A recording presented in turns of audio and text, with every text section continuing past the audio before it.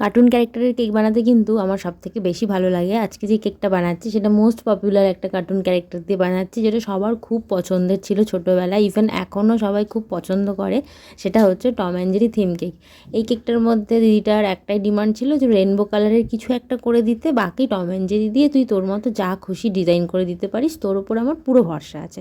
হ্যাঁ, এরকম কথা যখন আমি ক্লায়েন্টের কাছ থেকে শুনি তখন আমিও আমার বেস্টটা দেওয়ার চেষ্টা করি।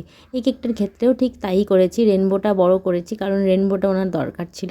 তো যাতে রেনবোটা বেশি ভালোভাবে হাইলাইট হয় সেজন্য বটম টিয়ারটা রেনবো করেছি, আর ওপরের টিয়ারটা আমি ইয়েলো কালার করেছি, ওই টম অ্যান্ড জেরিতে যে চিজগুলো দেখায় না, সেই চিজের মতো করে। কেকের ফিনিশিংটা দেখতে দেখতে ক্লাস ডিটেলসগুলো শুনে নাও। আমাদের সমস্ত ক্লাস রয়েছে জুনে, যেমন চকলেট ক্লাস রয়েছে, ফন্ডেন্টের ক্লাস রয়েছে, বেসিক কেকের ক্লাস রয়েছে।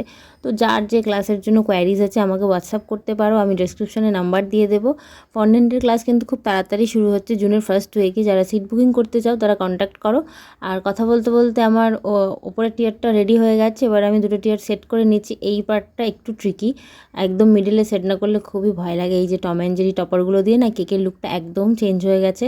লাস্টে তোমরা দেখে জানিও টম অ্যান্ড জেরি টপার দিয়ে কেকটা কেমন দেখতে হয়েছে। আমার তো খুব পছন্দ হয়েছে, এরকম কার্টুনওয়ালা কেক আমার বরাবরই পছন্দের। তোমরা আরও এরকম সুন্দর সুন্দর কেকের ডেকোরেশন দেখতে চাইলে অবশ্যই আমার পেজটা ফলো করে রেখো, ক্লাসেরও আপডেট দিয়ে দেবো। আজকের জন্য টাটা।